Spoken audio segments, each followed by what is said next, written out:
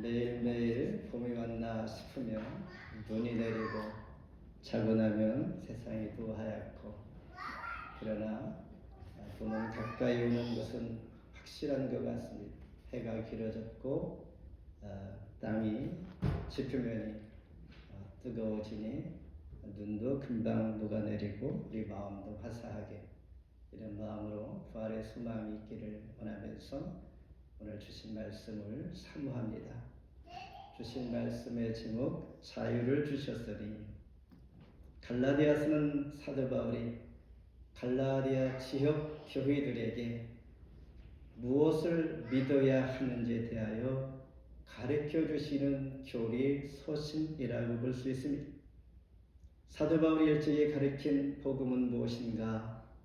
믿음으로 은혜를 입게 되었다라는 것입니다.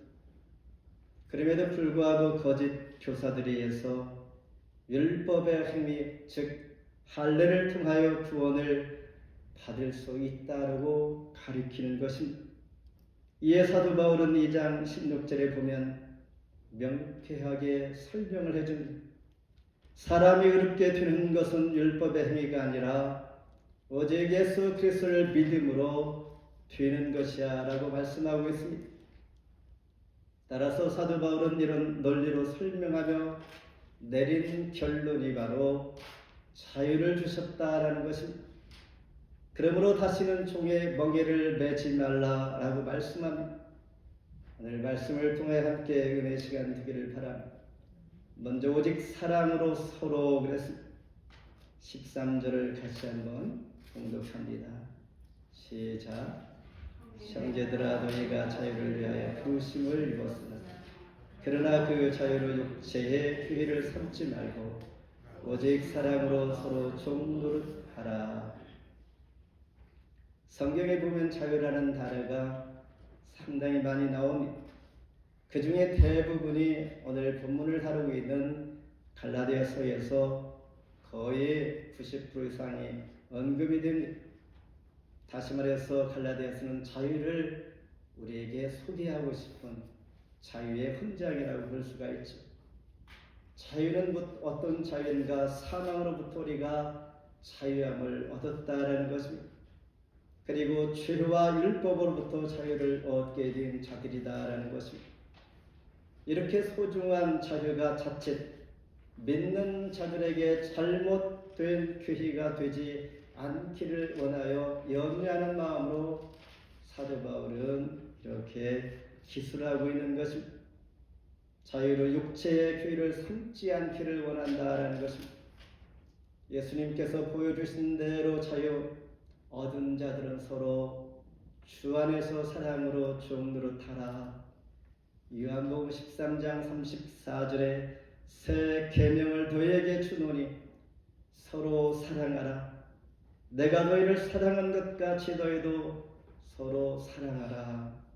주님께서 늘 본을 보이시면서 이렇게 하라 샘플로 보이시면서 시각적인 모습으로 우리에게 보여주며 가르쳐주고 있는 것입니다. 이처럼 사도 바울은 갈라디아 교회 성도들에게 늘 말씀하시는 것, 둘 중에 하나만 택해라고 말합니다. 여러분들이 이제 주 안에서 은혜를 입었으니 여종의 자녀가 되겠는가? 아니면 하나님의 약속의 자녀가 되려고 합니까? 육체의 종으로 달 것인지 아니면 성령의 구속받아서 열매를 맺으면서 살 것인지, 그리고 복음의 진리 안에서 살 것인지 늘 생각하라, 이런 말씀입니다. 인생은 선택의 연속입니다. 이처럼 우리도 믿음의 선택을 하는 연속적인 삶을 살아가고 있습니다. 내가 진리를 선택했다고 하여 매일매일 그와 같이 사는 것은 아닙니다. 따라서 우리는 매일매일 내 자신도 모르게 바뀌어지는 진리 가운데 그 진리를 지키고 살아가는 자인지 돌아보는 것입니다. 종이 되고자 하는 사람은 이 세상에서 하나도 없을 것입니다. 그러나 예수님께서 보여주신 겸손은 이렇습니다. 빌립보서 2장 6, 7절에서 그런 근본 하나님의 본체시나 하나님과 동등됨을 취할 것으로 여기지 아니하시고 오히려 자기를 비워서 종의 형체를 가지사 사람들과 같이 되셨다. 완전한 하나님, 완전한 인간으로 오신 주님께서 우리와 가까이 친밀감을 느끼도록 사람들과 같이 되신 것, 이것이 예수님께서 우리에게 보여주시는 겸손의 모습입니다. 이렇게 할 때 우리는 낮아지고 잃고 사람들로부터 어리석다함을 받을 줄 알지만은 사실 이런 삶은 천국의 비밀을 우리에게 보여주시는 것입니다. 빌립보서 2장 9절 11절의 이름으로 하나님이 그를 지극히 높이셨다 말씀하십니다. 이름에 뛰어난 이름을 주시고 이 땅 아래에 있는 모든 자들로 인하여 무릎을 꿇게 하셨다라고 말씀하십니다. 더불어 하나님 앞에 영광을 돌리게 하셨다라고 말씀하십니다. 예수님의 겸손은 낮아짐이 사람들에게 버림을 받는 연약한 존재로 보이는 것이 아니라 하나님은 그 가운데에 능력을 주시고 높은 이름을 주시고 오히려 하나님 앞에 영광을 돌리게 하셨다라는 것입니다.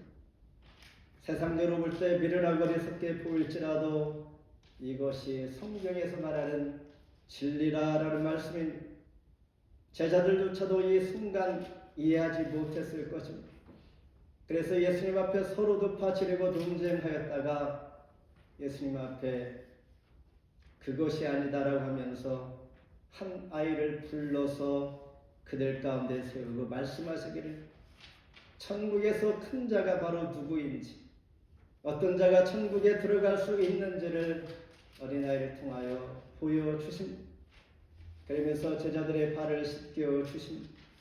그리고 죄인들의 친구가 되어주실 뿐만 아니라 세상에서 별로 인정하지 않은 어부들을 제자로 삼으시고 이방의 땅 갈릴리 땅으로 가서 복음을 전하시며 사마리아를 향하여 복음을 전할 뿐만 아니라 그곳에 우물가에 앉아있는 여인을 만나 복음의 생수를 마시게 하여 그를 시원케 하신 주님, 급기야 십자가 사랑으로 인류에게 구원의 길을 열어주셨습니다. 이것이 우리에게 보여주시는 자유가 바로 이것이고 자유를 얻은 자들이 보여야 할 진정한 믿는 자의 모습을 보여주는 것입니다. 자유라는 것은 마치 물과 공기와도 같습니다. 이것이 없으면 우리가 살 수 없는 것임에도 불구하고 자유가 있을 때는 그 가치를 우리는 모르고 살아갈 때가 있습니다. 아예 잊어버립니다. 그러므로 다시 한번 사도 바울은 이 귀한 자유를 통하여 서로 사랑으로 종노릇하며 섬기라 말씀합니다. 그 섬김은 바로 이어질 하나님의 놀라우신 하늘의 비결이 있다는 것을 잊지 말라 말씀하십니다. 두 번째는 너희 이웃을 사랑하라. 14절 제가 읽겠습니다. 온 율법은 내 이웃 사랑하기를 너희 자신같이 하라 하신 이 말씀에서 이루어졌나니 창세기에서 요한계시록까지 율법에 대한 이야기가 지속됩니다. 그러나 이것들을 지킬 만한 신도 능력도 그리고 쉽지도 않습니다. 이때 예수님께서는 신약 성경에서 율법의 완성은 이웃 사랑으로 완성하면서 정의하고 있습니다. 너의 마음을 다하고 목숨을 다하고 뜻을 다하여 주 너의 하나님을 사랑하라 하셨으니 이것이 크고 첫째 되는 계명이요 둘째도 그와 같으니 너의 이웃을 너 자신같이 사랑하라. 이 두 계명이 온 율법과 선지자의 강령이니라. 너희 이웃 사랑하기를 너 자신같이 하라 말씀하셨습니다. 이것이 율법의 완성이요. 이웃을 사랑하면 살인할 수 있겠는가? 이웃을 사랑하면 간음하며 도둑질할 수 있겠는가? 이웃을 사랑하면 거짓 증거를 할 수 있겠는가? 할 수 없다는 것이죠. 그러니까 너의 이웃을 사랑한다는 것은 율법을 지키는 것이다 라는 말씀입니다. 마태복음 19장에 보면 한 부자 청년이 주님 앞에 나오니 무슨 일을 하여야 영생을 얻으리까? 라고 물을 때 주님 다시 묻습니다. 그리고 주님 물음에 그는 내가 어릴 적부터 모든 계명을 잘 지켰다고 합니다.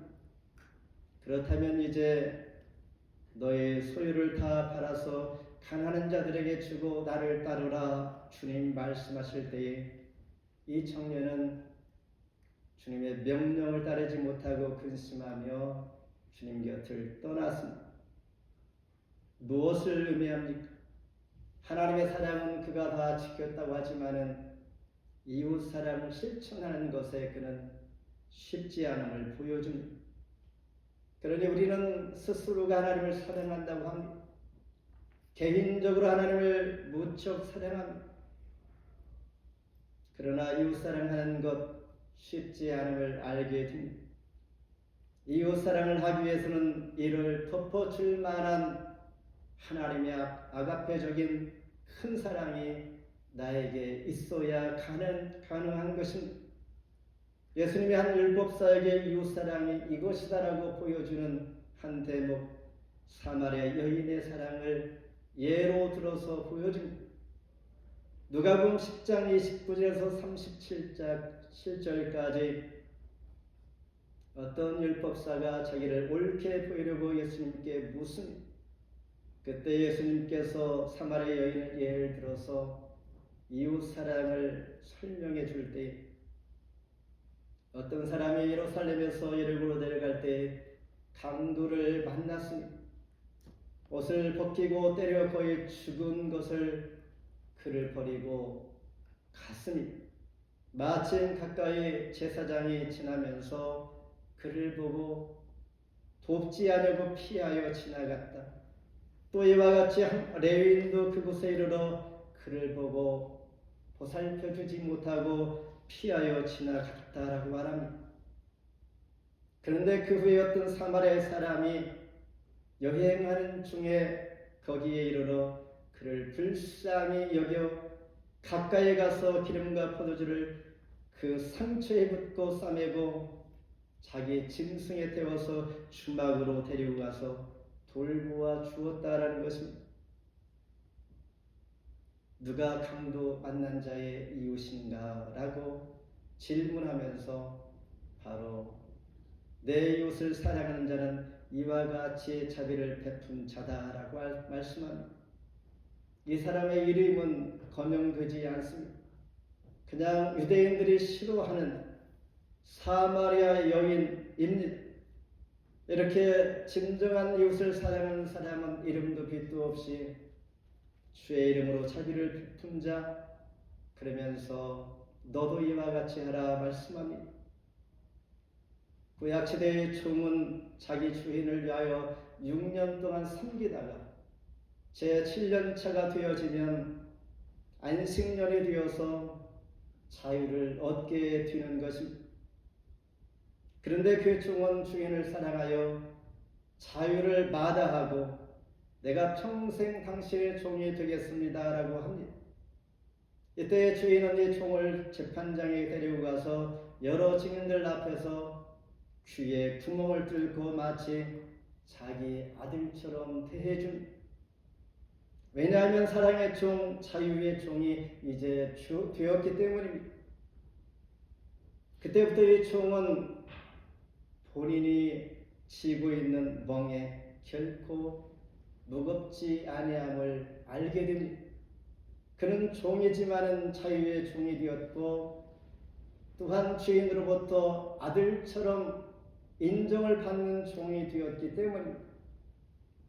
그래서 마태복음 11장 28, 29절에 수고하고 무거운 짐진 자들아 다 내게로라 내가 너희를 쉬게 하리라. 나는 마음이 온유하고 겸손하니 나의 멍에를 메고 내게 배우라. 그리하면 너희 마음이 쉼을 얻으리라. 진정한 영적인 쉼은 무엇인가? 종의 신분이 문제가 아니라 내 마음의 진정한 자유를 갖는 것입니다. 주 안에서 무거운 죄증을 다 내려온 자, 그리고 주님께서 나는 너의 아버지요 너는 내 아들이라 인정하는 그런 신분을 얻게 될 때에 우리에게 주어지는 짐은 결코 무겁지 아니하고 그 안에서 쉼을 얻을 만한 자유를 누리게 되는 것입니다. 사랑하기 때문에 섬긴다면 그 멍에는 결코 무겁지 않다는 것입니다. 오히려 하나님이 나에게 부어주신 그 사랑으로 이웃을 넉넉히 사랑하며 겸손으로 그를 도울 수 있다는 것입니다. 중요한 것은 하나님의 사랑이 나를 부어주실 때 가능한 하나님의 사랑을 덧입는 저와 여러분 되기를 주의 이름으로 축복합니다. 마지막으로 너희는 성령을 따라 행하라. 16절 같이 봉독합니다. 시작. 너희는 성령을 따라 행하라. 그리하면 육체의 욕심을 이루지 아니하리라. 앞에 1절에서 그리스도께서 우리를 자유롭게 하려고 자유를 주셨다라고 말씀했습니다. 그러면서 다시는 이제 종의 멍에를 매지 말라. 이 말은 자유함을 얻은 사람이 주체가 되었다는 것입니다. 저와 여러분이 주체가 된 것입니다. 이렇게 하나님께서 우리에게 인정해 주시고 자유를 얻게 해 주신 것이죠.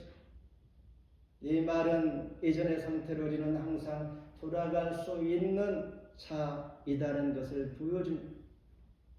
왜냐하면 우리 속에 죄성이 늘 있기 때문입니다. 육의 본체가 우리 안에 늘 남아있기 때문입니다. 이것을 본문에서 육체의 욕심이라고 표현하고 있습니다. 육체의 욕심은 어떠한 결과를 얻게 되는지 19절로 21절까지 보면 음행과 더러운 것과 호색과 우상숭배, 주술과 원수 맺는 것과 분쟁과 시기와 분냄과 당치는 것과 분열함과 이단과 투기와 술취함과 방탕함, 그와 같은 것들이라 전에 너희에게 경계한 것까지 경계하노니 이러한 일을 하는 자들은 하나님의 나라를 유업으로 받지 못할 것이라 말씀하고 있습니다. 따라서 육체의 욕심은 하나님 앞에서는 우상을 숭배하는 결과를 얻게 되는 것이요, 이웃에게는 원수를 맺고 시기하며 낙심시키는 결과를 얻는 것이고 자신에게는 결국 방탕하게 된다라는 것입니다. 그렇다면 어떻게 해야 그리스도인의 자유를 계속 우리는 누릴 수 있을까라는 것이 문제입니다. 그 답은 성령을 따라 행하라 말씀하고 있는 것이죠. 이는 성령에 의해서 계속 걸어간다, 교제한다, 성령의 생활을 한다라는 의미를 가지고 있습니다. 누가복음 24장에 보면 예수님의 제자 2명이 엠마오로 걸어가고 있습니다. 그 중에 한 사람은 글로 바른 사람입니다. 주님께서 부활하시는 그날이었습니다. 부활하실 줄 몰랐겠죠. 주님이 죽었다는 일로 그들의 희망이 꺾여졌습니다. 그들은 고향 엠마로 가던 중에 주님께서 부활하셔서 그들을 찾아오셨습니다. 길거리에서 만나 주님께서 말씀을 그들에게 일러주십니다. 하나님과 교제하고 있는 것이죠. 그 순간에 이 두 제자는 마음의 변화가 일기 시작합니다. 인생의 분명한 목적을 깨닫게 되어지고 이제는 우리가 방황하여 고향으로 가던 그 발걸음을 돌려 예루살렘으로 다시 돌아가 주님의 부르심에 합당하게 제자로 살아갈 그 이유를 깨닫게 됩니다. 인생의 목적과 방향이 분명해졌다는 것입니다. 예수님과 교제함으로 성령이 되시는 주님과 함께 하심으로 보게 된 것입니다. 마치 어두운 방에 불을 밝히면 어둠이 순식간에 사라지는 것처럼 성령을 따라 행하면 육체 욕심을 이루지 아니하며 나쁜 것을 억지로 끊고 없애려고 하면 그게 쉽지 않지만 주 안에서 성령을 따라 행하면 자연적으로 나쁜 것이 사라지게 되어 있습니다. 우리가 말하는 행복할 때 나오는 것이 도파민입니다. 원숭이에게 그들이 좋아하는 것을 계속적으로 주고 또한 그들이 좋아하는 대로 모든 환경을 만들어 주었습니다. 그때 원숭이의 도파민이 생성되었다고 합니다. 그런데 사람에게 좋아하는 음식이나 하고 싶은 일을 할 수 있도록 계속 지원했더니 도파민이 분비가 되는 것이 아니라 오히려 나중에 힘들어했다고 합니다. 중요한 것은 옳은 일, 정의로운 일, 사람에게 그것이 필요했던 것입니다. 사람에게 옳은 일, 정의로운 일을 할 수 있도록 해주니 그때서야 도파민이 분비되었다고 합니다. 이렇게 하나님은 동물과 다르게 사람을 지으셨습니다. 사람을 지으신 하나님은 성령을 따라 행할 때에 세상의 것에 얽매이지 않고 살 수 있는 의욕을 불러일으킬 수 있게 하시는 것입니다. 이같이 성령을 따라 살면 나의 내면에서 세상을 이길 힘이 생기는 것입니다. 결국에는 성령의 열매를 맺게 됩니다. 자라는 성령의 열매는 사랑과 신학과 화평과 오래 참음과 자비와 양선과 충성과 절제입니다. 교회를 섬기기 위해 각 사람에게 한순간에 하나님께서 주시는 것이 성령의 은사입니다. 그러나 성령의 열매는 한순간에 주어지지 않습니다. 많은 시간이 필요합니다. 많은 시간 속에 성장해가고 열매가 맺어 가는 것입니다. 이스라엘 백성들에게 하나님은 출애굽시킬 때에 애굽에 10가지 재앙을 내리고 홍해를 가루 건너게 하신 것은 불과 1년이면 충분했습니다. 하나님의 사람으로 가나안 땅에 들어가 살 수 있도록 준비시키는 시간은 광야에서 40년을 보낼 수밖에 없었던 것입니다.